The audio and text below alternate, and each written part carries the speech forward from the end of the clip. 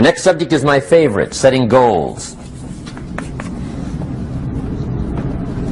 Mr. Shoaff taught me how to set goals. What a favor that was. One morning at breakfast, shortly after I met him, he said, Jim, let me see your current list of goals and let's go over them and talk about them. He said, maybe that's the best way I can help you get a better direction started. And I said, I don't have a list. He said, well, is it out in the car or home somewhere? I said, no, sir. I don't have a list anywhere. He said, well, young man, that's where we got to start. He said, I can tell you right now, if you don't have a list of your goals with you, he said, I can guess your bank balance within a few $100s. Which he did. And that got my attention. I said, you mean my bank balance would change if I had a list of goals? He said, drastically. That day I became a willing student how to set goals. And sure enough, learning how to set goals changed my life. And I often wondered why no one had ever taught me how to set goals up until age 25. I went to high school, but if they offered it, I missed it. I went to college for a year, never heard it. I worked for Sears. Really.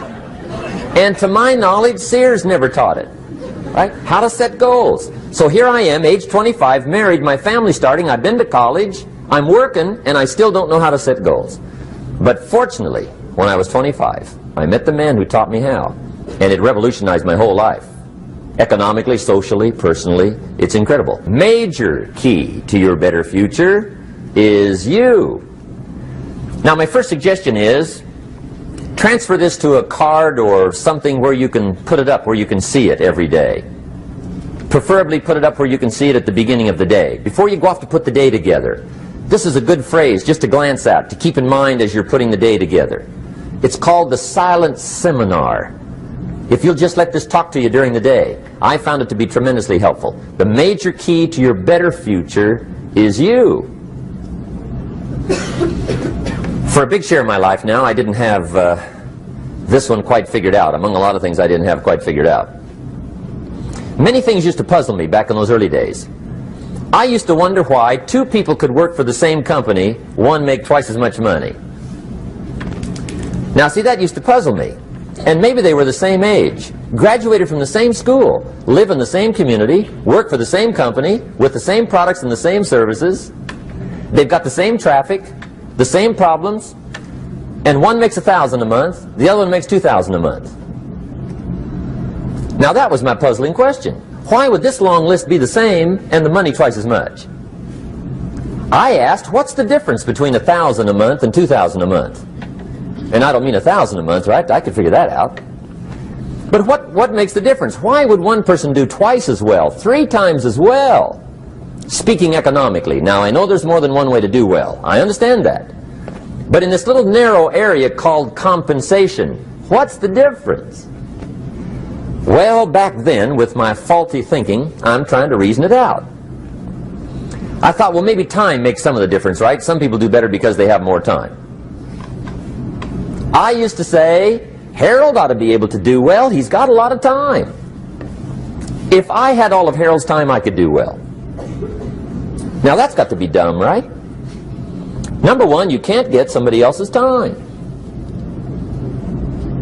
A guy says to me one time, he says, you know, if I had some extra time, I could make some extra money. I said, then forget it. There isn't any extra time. Hey, when the clock strikes 12 midnight, that about wraps it up, right? I mean, you can look around the gongs there for a little more, but it's over. You say to the guy, what are you doing? He says, I'm looking for extra time. See, they'll come and take you away, right? There isn't any more time. Now, if you can't get more time, which you can't, what could you get more of that would make a difference in economic results? And here's the key word. Make it a part of your notes. We're going to consider it tonight. The word is value. And I have a little phrase for your notes. Value makes the difference in results. Value makes the difference. You can't get more time, but you can create more value. Now here's the first lesson of economics. Everybody should learn it from the time they're old enough to understand what a dollar means. How to earn one, how to get one, how to keep one, what to do with it. First lesson of economics. We primarily get paid for value. That's lesson one. Bringing value to the marketplace, that's how you get paid. You don't get paid for the time. I know it takes time to bring value to the marketplace, but you get paid for the value, not the time. Now, since that's true, here's one of the key questions of the evening. Is it possible to become twice as valuable at the marketplace and make twice as much money in the same time? Could you become 3 times as valuable? Make 3 times as much money in the same time? Is that possible? The answer is yes, if. And it's always if, right? Life is known as the big if. Harry Truman once said, life is iffy. How true. And here's the big if we're going to consider it tonight. It's possible to do much better at the marketplace if you go to work primarily on yourself. And that's the theme of our seminar tonight. Learning to work primarily on yourself. People have asked me for the last 24 years, how do you develop an above average income? And the answer is, become an above average person. Develop an above average handshake. Some people want to be successful, they don't even work on their handshake. As easy as that would be to start on. They let it slide, they don't understand. Develop an above average smile. Develop an above average excitement. Develop an above average interest in other people. Develop an above average intensity to win. See, that'll change everything.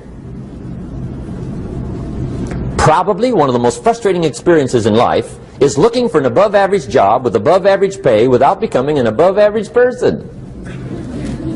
It's called frustration.